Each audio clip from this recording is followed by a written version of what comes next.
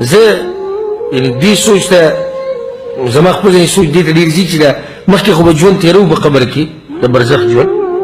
خو چې دا اولنۍ شپه به په دې قبر کې څنګه او چې کله تا په دې قبر کې کښېږدي او رسول صلی الله علیه وسلم وایي چې کله د ده نه د خپل خپلوان روان شي نو دی د هغوی د قدمونو اواز اوري او ستا په غوږونو د هغوی د قدمونو پیزار هغه اواز ولګي او دغه شان یک یوازې دې پرېږدي او داسې ځکې دې پرېږدي چې تکه توره تیاره ده، په داسې ځکې دې پرېږدي چې سیلې پکې نشته، داسې ځکې دې پرېږدي هېڅ پکې هم نشته، ته یې او ستا رب دی، بس ته یې او ستا رب دی، نه باچایي نه ښځې نه بچي. ته د ښځو لپاره چې لګیا دي مزدوري کوم او دا کوم او دا کوم او دین یې پرېښودی، ما ته داسې سړی په تاریخ کې وښایي چې ښځې ورسره یوه شپه په قبر کې کړي، ما ته داسې سړی په تاریخ کې وښایي چې بچو ورسره په قبر کې یوه شپه کړي، ما ته داسې سړی په تاریخ کې وښایي چې پلار او مور ورسره یوه شپه په قبر کې کړي، هېڅوک یې درسره نشي نه کولی شي او نه به یې درسره وکړي. تا به یوازې پرېږدي رب العالمین ته. څه احساس دی ستا، څه سوچ دی چې کله د خلکو د قدمونو اواز واوري او دوی دنه لاړ شي او تا دقه شان پرېږدي او بیا درپسې دغه دوه ملایک راشي او هغوی درنه تپوسونه کوي، څه جواب به ورکوي؟ د ژوند خلاصه په درې سوالونو کې، د ژوند خلاصه په درې سوالونو کې. رسول صلی الله علیه وسلم وایي ان احدکم اذا مات، په تاسو کې چې یو سړی مړ شي، په تاسو کې چې یو سړی مړ شي نو رسول صلی الله علیه وسلم وایي چې عرض علیه مقعده بالغداة والعشي،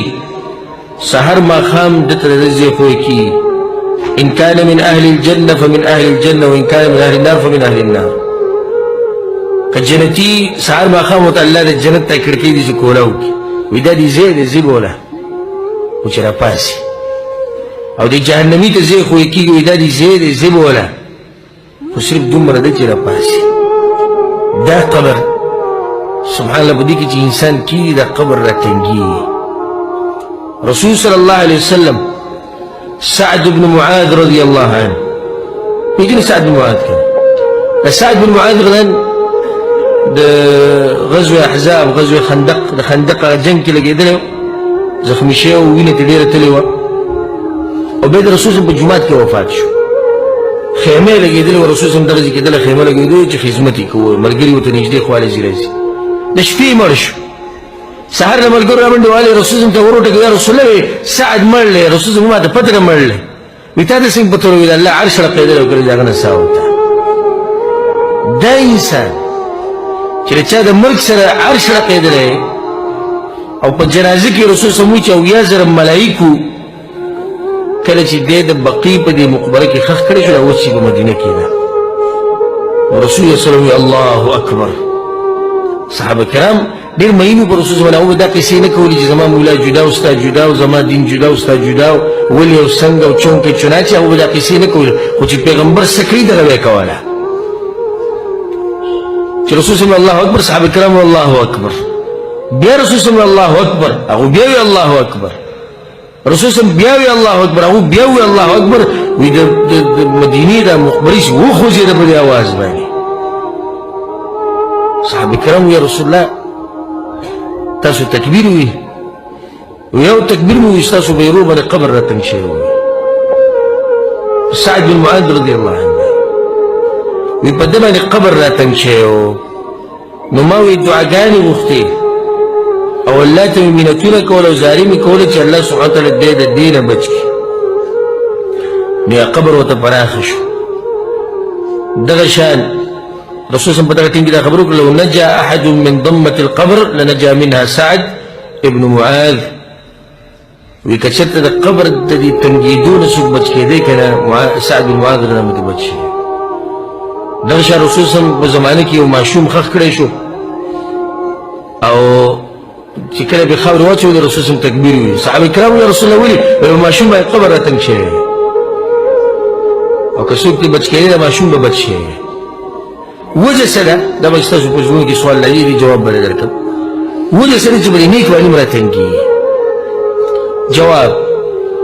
د قبر راتنګېده به دوه قسمه وي. یو داسې راتنګېدلي چې نقصان ډېر نه ورکوي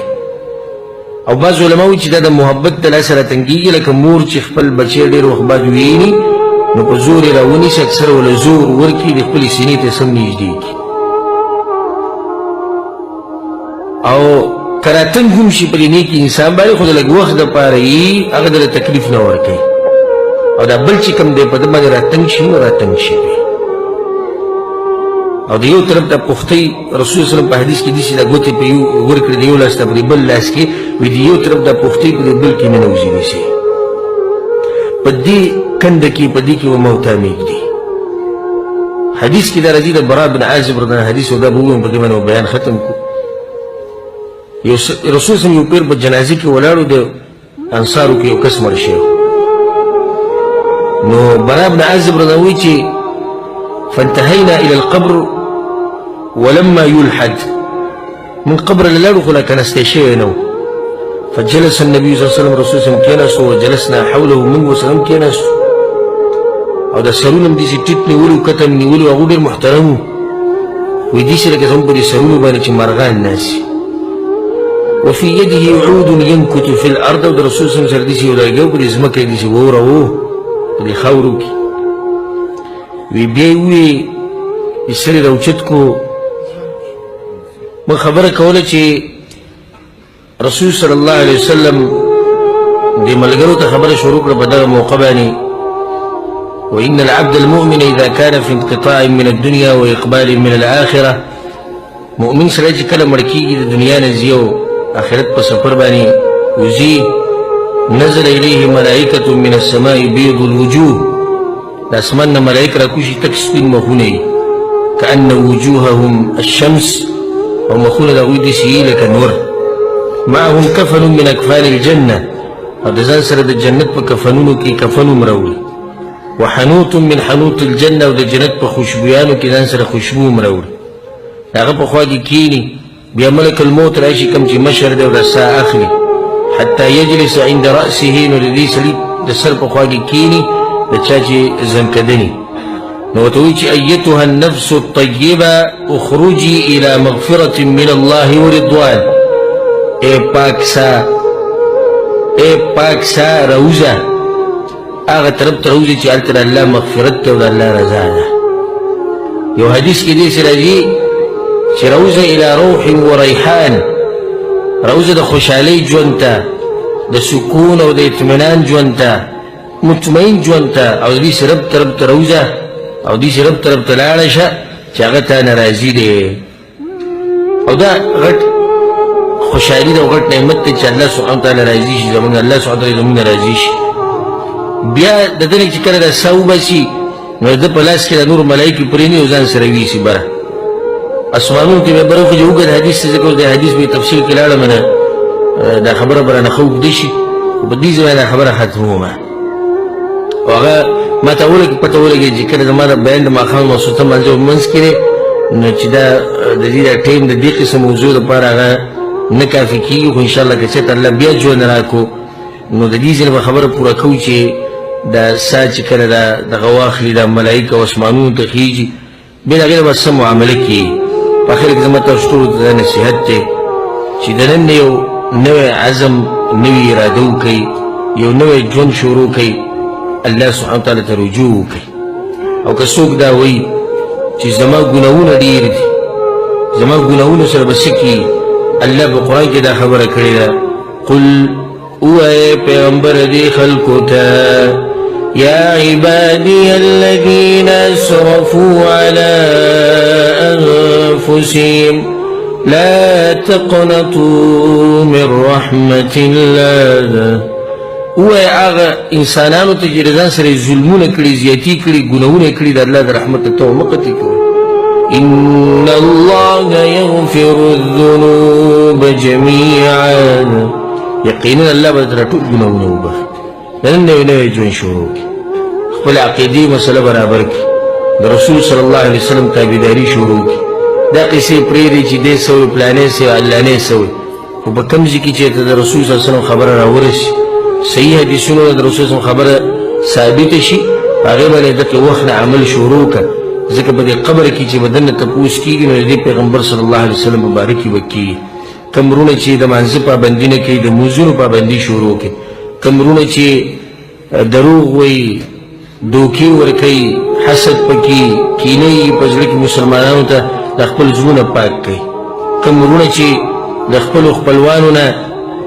د هغوی نه لرې دي د هغوی سره تعلقات نه ساتي د هغوی سره دوا سلام نه کوي د هغوی سره مرستې نه کوي د نن نه واپس شي د دې خپل کار نه توبه وباسي غټه ګناه ده. کوم ملګري چې مور پلار ته خفه وي د مور پلار راضي کوي څوک چې ظلم زیاتی کوي د نن نه ظلم زیاتی پرېږدي او څوک چې دې قسمه مجالسو کې شرکت نه کوي د نن نه شروع وکړي. دا مکتب دی الله سبحانه وتعالی دا مکتب آباد لري همیشه لپاره. په دې کې دا درسونه کېږي بیانونه کېږي راځئ وله راځئ که نه به راځئ هغې له راځئ دین یې زده کوي په پښتو ژبه کې په اسانه ژبه کې په اسانه طریقې سره سوچه دین قال الله وقال الرسول الله څه وایي الله پیغمبر څه وایي ډېرې قصې پکې نشتې الله څه وایي الله پیغمبر څه وایي سوچه دین دی دلته اوس دلته میلاویږي په هغه ملک کې چې هلته حرمین دي هلته مکه و مدینه ده